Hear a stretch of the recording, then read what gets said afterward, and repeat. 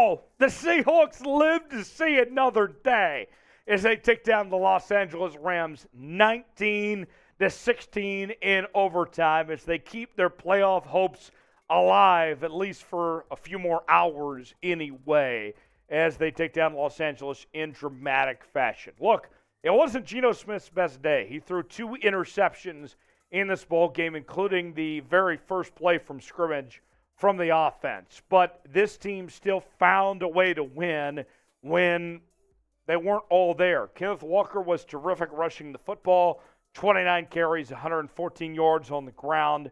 And even the receivers weren't quite all on the same page today. As we saw, Tyler Lockett, he had 4 catches for 54 yards and a touchdown. But DK Metcalf, just 3 catches for 40 yards. And yet this team still found a way. And so here's the deal. As you guys are watching at home and you're wondering about tonight, we all need to be rooting on the Lions together. And come back to the channel.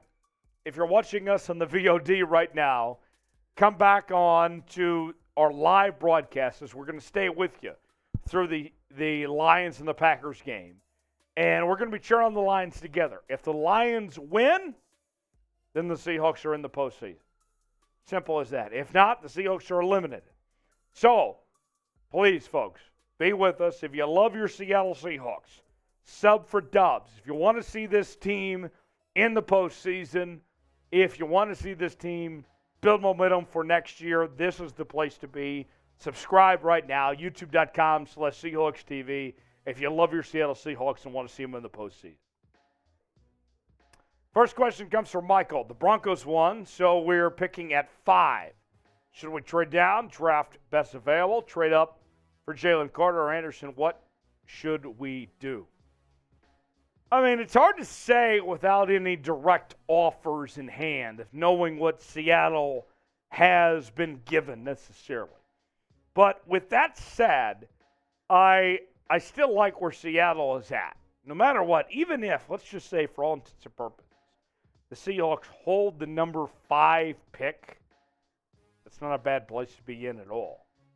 If we find themselves at the Seahawks trade and move up, that's okay. But even if they hold serve at 5, they're still going to find themselves a really good football player at that number 5 spot. So, Michael, I understand that your immediate idea is what does things look like for 2023 and drafting at the number 5 spot. But at the end of the day, they're going to be okay. Assuming that the Seahawks coaching staff has done their job, then whoever they pick at the top 5 is going to be fine.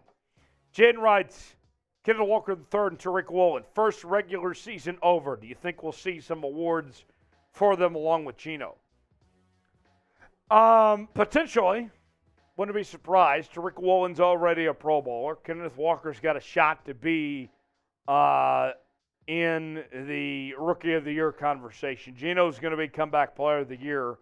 They got a shot. We'll see. But I'm so happy for those guys. What they were able to do, how they were able to fight through this year and be in the position they are, it's a great story for these guys. So I'm happy for them no matter what. And I know that we focus on awards, but at the end of the day, there's no greater award than winning. And if the Lions win tonight, the greatest reward of all is them getting to the postseason. So that's what I'm looking at, Jaden. One-word reaction to the Seahawks' performance against the Rams. My one word is, wow! Who would have thought? Unbelievable. Dramatic fashion, overtime, getting the job done. Wow. What's your one word? Give it to me in the comment section of what that one word is. Today's show is presented by BetUS. If you go to chatsports.com/bet, enter the promo code Seahawks125, you'll get a 125% deposit bonus. Put $100 down, you get $125 to spend for free. Go to chatsports.com/bet. You can bet on the Lions and Packers game tonight. You can bet on the College Football Playoff National Championship. I like TCU plus 12.5. Pursuit Coop, not so much, but if you've watched this show, you've learned to trust me over Producer Coop. Okay? You can also bet on NBA games, college basketball, whatever you're feeling. Jetsports.com/bet. Promo code Seahawks125. Nick Fury writes, Seahawks, TJ, am I dreaming or is this really happened? We still in the playoff hunt? Yeah, we are. We are. The Lions, I know they're 5-point underdogs against the Packers. But the Packers, their season has been peaks and valleys throughout the way. Don't count out the Lions tonight. The Lions have their issues, sure. But the way they've played in the second half of the season, ever since that Bills game, don't rule out the Lions to get the job done. It could happen. Camden writes, some 12's going to be at the Lions game. Yeah. Man, here's the deal, though, to be all honest with you. And you guys know I keep it real on this show. Aaron Rodgers at home in prime time in a must-win situation, that's a tall task. That is a tall task. Hopefully the Seahawks can get it done. Or I guess the Lions get it done. But, man, that is a tall task that's in front of the Lions here. To trust on them beating Aaron Rodgers at home. This guy's got a Super Bowl ring. He's one of the greatest quarterbacks of all time. We'll see. Talon writes, who should we pick with number 3 overall? Well, the Seahawks are not going to have number 3 overall. It's going to be number 5 overall. But my draft board goes as this. Will Anderson, number 1. Then it's Bryce Young, number 3. Then it's Jalen Carter, number 3.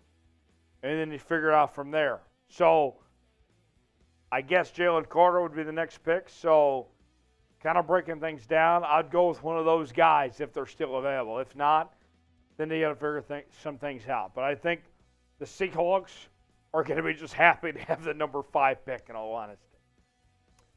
Got time for a couple more questions here. Next one comes from Madam wants to know, what was your favorite part of the game?